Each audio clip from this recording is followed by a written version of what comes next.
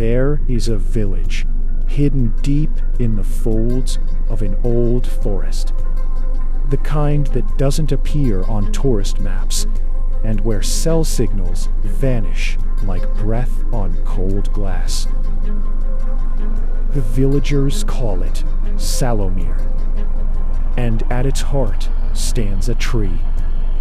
It's unlike any other, tall but twisted, its bark blackened in spirals. Even in spring, it never blooms. Children are told not to touch it. Elders say it remembers things better left forgotten. Long ago, they say, the tree bled. Not sap, blood. Dark, thick, slow to dry. Whenever someone in the village committed a sin, they refused to confess. The tree would seep red from a crack in its trunk. It was called the Eye of Wormroot. And when it bled, the guilty were expected to come forward. Not for punishment, but for truth. Generations held the tradition. They feared silence more than shame. But with time, the world outside changed. Roads were paved, schools were built, and younger villagers began to call the tale superstition. The last bleeding happened 50 years ago. Or so they thought. The eye sealed, the bark crusted over. The legend faded with the elders. Until last week. It began with a smell, iron and rot, drifting through the morning mist. A child on her way to school was the first to see it. She came running back, pale and shaking, saying the tree was crying from its belly. The crack had returned, wide, raw, and seeping. Not sap, not moisture, something thicker.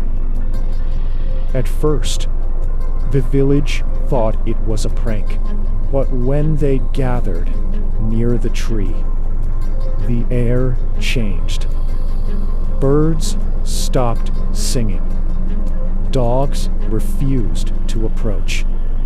And beneath the bleeding seam, something pulsed, like breath beneath skin. Ranger arrived for a town council met that night.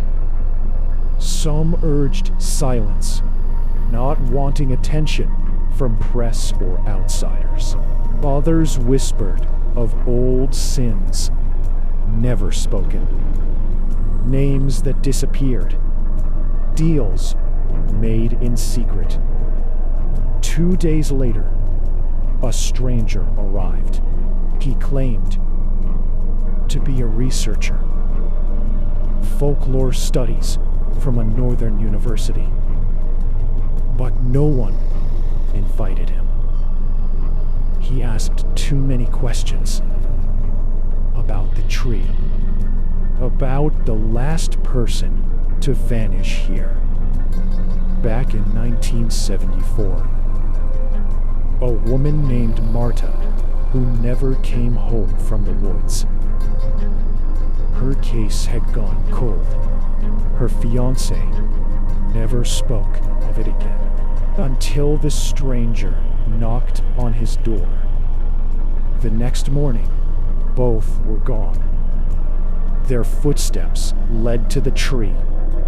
Only one pair returned. Same day, the bleeding worsened. The eye widened. Flies gathered around the roots. Something deeper stirred inside the hollow trunk.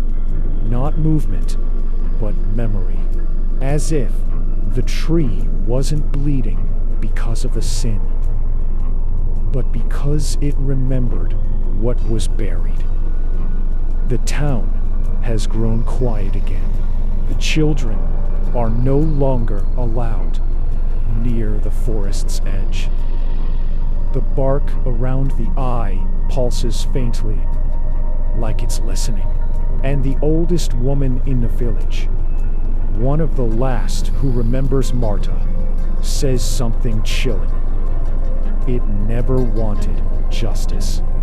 It wanted us to remember. Because the bleeding tree does not judge, it reveals. And it has started again.